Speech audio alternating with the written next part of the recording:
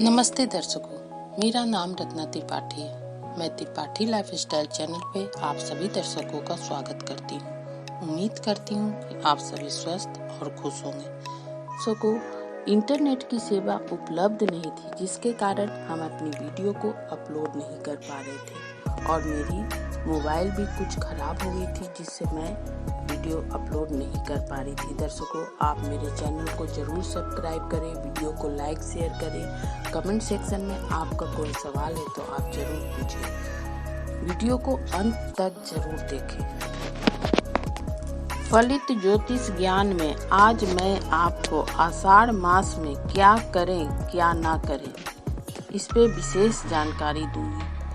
आषाढ़ मास हिंदी महीना का चौथा महीना है। इस मास का हिंदू सनातन धर्म में काफी महत्व शास्त्रों में बताया गया है।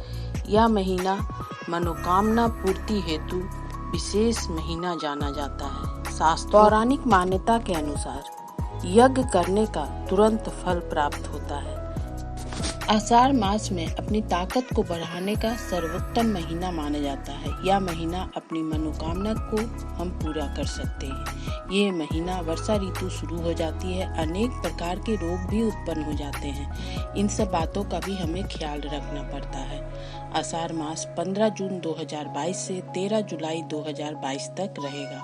आषाढ़ मास में शक्ति की पूजा भी की जाती है। यह महीना आप सच्चे मन से जप तप दान करके अपनी मनोकामना को पूरी कर सकते हैं। इसमें दान करने का विशेष महत्व बताया गया है। शास्त्रों में ऐसा विवरण मिलता है कि इस मास में खड़ाऊ दान करना चाहिए। छाता, नमक, आंवले का दान करना शुभ माना जाता है। इस महीने में श्री जगन्नाथ जी की भी रथ यात्रा निकाली जाती है। इस महीने में गुप्त नवरात्रि का त्योहार आता है, जिसकी भी पूजा की जाती है। भगवान भास्कर की भी उपासना करनी चाहिए। इस महीने में आषाढ़ मास में हम कुछ विशेष उपाय करके अपनी सभी मनोकामनाओं को पूरा कर सकते हैं। जो भी जातक जातिका नौकरी के क्षेत्र में तैयारी कर रहे हैं, करियर के क्षेत्र में विशेष उपलब्धि चाहते हैं, संतान कष्ट है, संतान की मनोकामना पूर्ति के लिए आप विशेष पूजा पाठ कर सकते हैं। लक्ष्मी प्राप्ति के लिए, शादी विवाह में अगर परेशानी है तो इस माह में विशेष पूजा पाठ करें। शुक्ल पक्ष की एकादशी, कृष्ण पक्ष की एकादशी, प्रदोष व्रत, त्रयोदशी वर्ष, अमावस्या तिथि, सब तिथियों पे हम विशेष पूजा पाठ मंत्र जप करें तो हमें दुगना फल की प्राप्ति होती है। इस माह में आप गुरु पूर्णिमा भी पड़ेगा।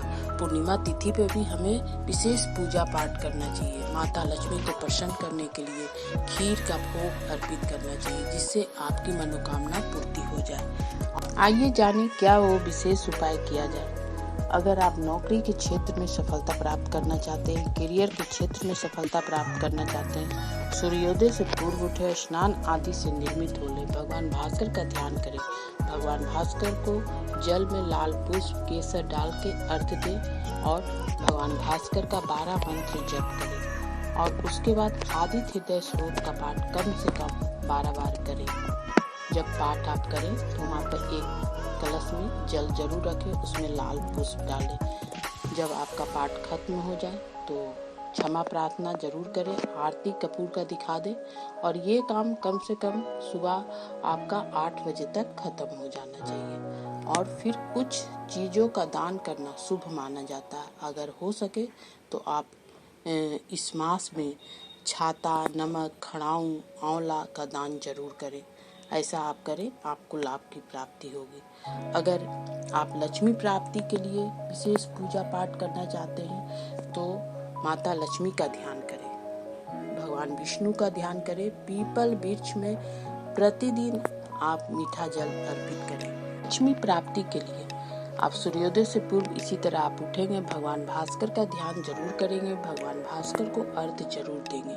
उसके बाद माता लक्ष्मी, भगवान विष्णु का पूजा पाठ करें और माता लक्ष्मी को सफेद चीजों का भोग लगाएं। खीर का भोग लगाएं तो अति उत्तम। लाल पुष्प अर्पित करें और श्री सूक्त का पाठ कम से कम आप 108 बार पढ़ें। इससे आपको लक्ष्मी प्राप्ति जरूर होगा। आर्थिक कष्ट जो है आपका दूर होगा।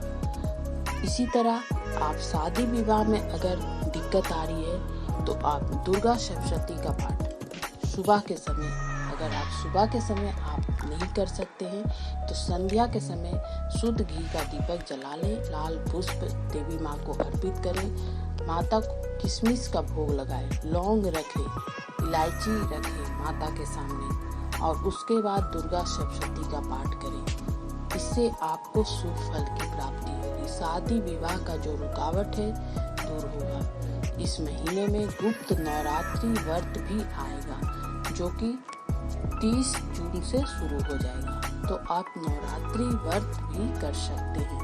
विशेष अनुष्ठान करके अपनी मनोकामना को पूरा कर सकते हैं। अगर आपको संतान संबंधी कष्ट है, संतान के कैरियर संबंधी कष्ट है, तो भगवान विष्णु की पूजा आराधना करें।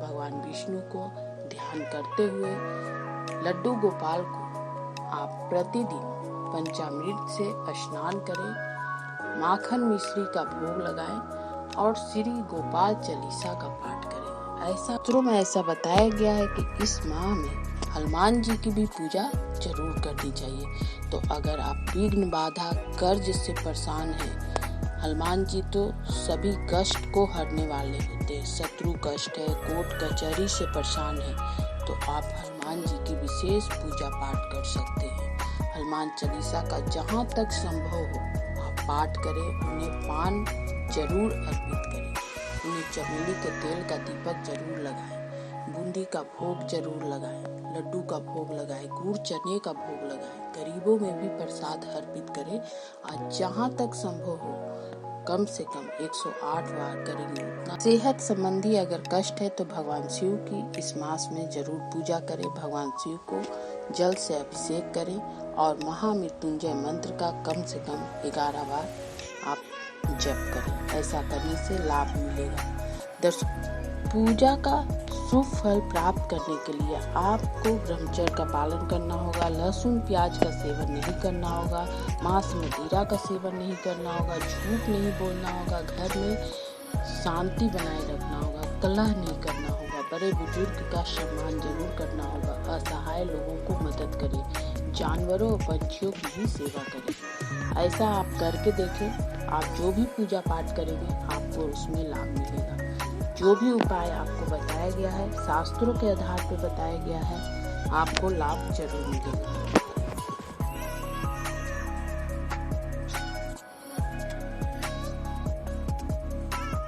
उम्मीद करती हूँ आपको मेरी यह जानकारी जरूर पसंद आया होगा। पसंद आए तो मेरे वीडियो को लाइक शेयर करेंगे, चैनल को सब्सक्राइब करेंगे। कमेंट सेक्शन में आपका कोई सवाल होगा तो आप जरूर पूछेंगे। इसी तरह की ज्ञानवर्धक जानकारी आपको मेरे चैनल पर मिलेगी। वीडियो को लाइक शेयर जरूर करें। धन्यवाद।